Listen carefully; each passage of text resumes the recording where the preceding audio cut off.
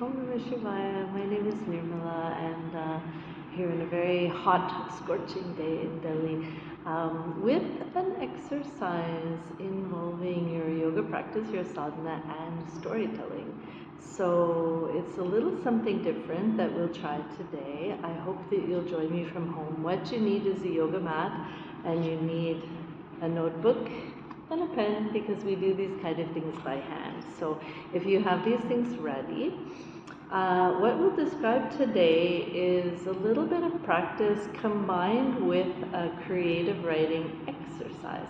And that exercise paired with the practice helps us a little bit to really understand our own self in the body, in the mind. In fact, there's a lot of potential to this kind of practice. It's a little different than you would normally do. And today we're focusing on storytelling. So we'll ask you to come up with a story. I'll say before we start that if you're not accustomed to doing any kind of writing exercise, you might need to find a little way in by doing some exercise to get the hand moving, as I call it. So perhaps a timed write, where you just set a timer for 5 minutes on your watch, and you just put the pen on page and you just write, and don't stop. That's the trick, okay? Don't stop at all. Keep the pen moving, even if the words coming out on the page feel like nonsense, even if you think this is dumb, even if you think, why is she making me do this exercise? So keep writing, even if you're just saying blah, blah, blah. Keep writing like that on the page, and you'll start to see things open up and they come out. Now, of course, you can write in any language that you want to. It doesn't have to be in English. But what we'll describe today, so if you'll have your yoga mat ready, we'll show a few practices. I'd like you to take these practices, try them to whatever extent you can, try them to your comfort level.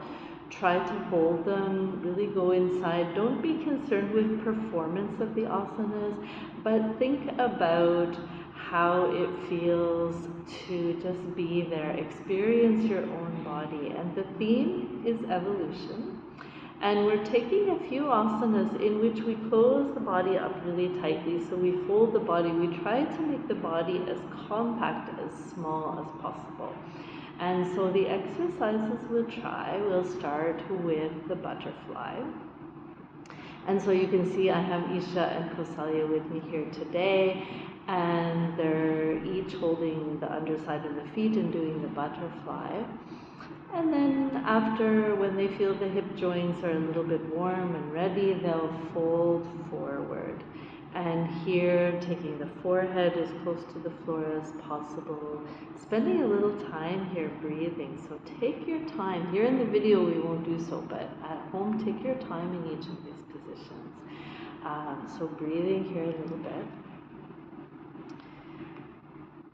And then after doing the butterfly, we'll sit back up again and we'll work on Baddha Konasana.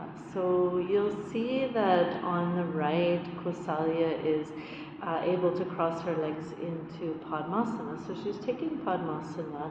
On the left, Isha is just going to take simple Sukhasana. And here what we want to do is fold forward again. So Kausalya will wrap the hands behind, holding the feet. Isha will reach behind the back and just hold on to the wrist, and again fold forward. So you'll see we do a little bit of this folding forward, quite a bit of this folding forward today. So folding forward there, taking a few breaths. And then releasing from that position, sitting up again. And you'll see a little different thing here. Kausalya will sit back on the hips balancing. She'll pull the knees into the chest, wrapping the arms around and hugging the legs a little bit. So, and you'll see that Isha is releasing the legs and just folding the knees into the chest, dropping the head down, taking a little time. These are simple things but very powerful things. And then after that practice, we'll change the pace slightly and we'll come into the shoulder stand. And what we want actually is not so much the shoulder stand, but what we can come into from the shoulder stand. So from the shoulder stand, we'll come into first Karna Peedasana, or rather, I'll give you an option, Karna Peedasana. If you're able to cross into Padmasana, you'll do something different. But first you'll see Isha coming into Karna Peedasana. So she'll come down into the plow, bend the knees, taking the knees down toward the ears. So Karna Peedasana means knee to ear, so symbolically we're closing off the ears, closing off the senses here, wrapping the arms around behind and cupping onto the ears with the hands. So maybe in this position it's hard to hear. So take a little time according to your comfort here. If you're able to practice Padmasana, what you'll do, you'll now see Kausalya doing, is crossing the legs into Padmasana. We bring the knees down towards the forehead, let's say, or maybe we imagine bringing the knees down to either side of the forehead. And then again, wrapping the arms around the backside, clasping the fingers in some way, hugging the knees in. So we're really folding the body tightly. Now this asana is called normally Pindasana, which means embryo. So you'll see there's a little theme here today of closing things off, and starting point is evolution. So take a little time there according to your comfort. And when you're ready, you'll release down. Of course, in the usual way, relaxing in between things, taking a little time. Really slow this practice down. Much more so, of course, than I'm indicating in the video today. And then the last thing that we'll show today is coming back to a seated position. And we want to take one more asana that indicates, this is called Garbhasana, which means fetus pose. And what you'll see is Kausalya is going to come into Padmasana. She's going to thread the arms through the legs and cup onto the face.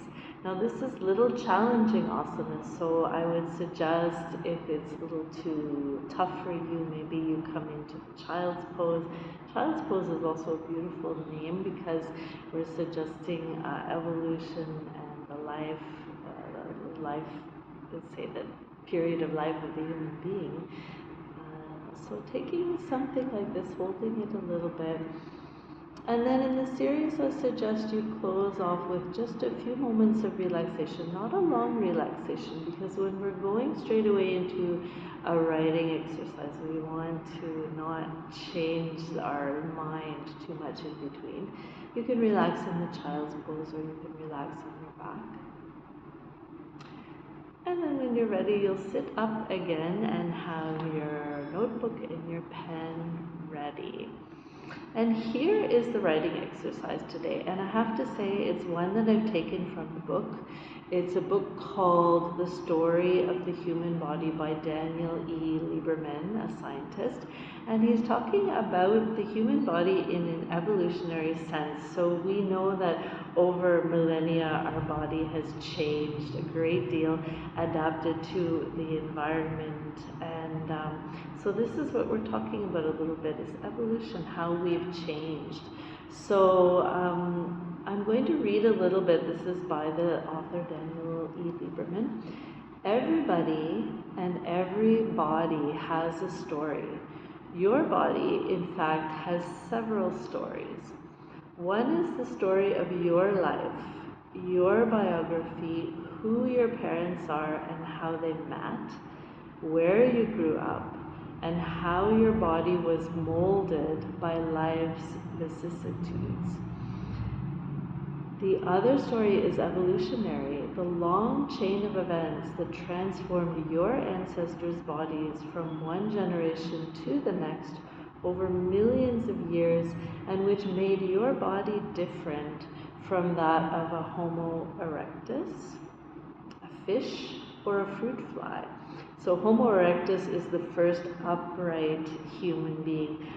with sort of modern body proportions. Homo erectus was able to care for the elderly and the sick. They had tall bodies and large brains. So major body different from a Homo erectus, a fish or a fruit fly. Both stories, the biography and the evolutionary, are worth knowing, and they share certain common elements. Characters, including heroes and villains, settings, chance events, triumphs, and tribulations. So here's the writing exercise at last. So I'd like you to sit with your paper and pen, and I'd like you to choose a part of your body that has a story to tell. It could be a knee, it could be an eyebrow, it could be the shape of the nose, the cheekbones, and tell how that part of the body reflects your lineage, your own family story. Or maybe your own, that body part may be a little different from those in your lineage, so it may break away from your family story. For example, I can say I have my father's knees. I can see that very clearly looking at him, looking at me. How is my body, how is that part different? Does it tell a new story? So choose one part of the body that has a story to tell and tell that story. And I would suggest that you take at least 10 minutes, maybe even 15 minutes. Allow yourself to write, give yourself space, quiet, and freedom to do so. And try to keep the pen moving. So if you feel stuck at any moment, don't allow yourself to feel stuck. Keep the words flowing. They don't have to be great words. They can be imperfect. Don't edit yourself. Don't judge yourself, and don't hold back. Be open and express. So I hope you enjoy this writing exercise. Please share in the comments once you've done it, what your experience is, anything you'd like to share. You can even share the writing if you like, and I might share some of my own. Thank you so much. All the best with your practice.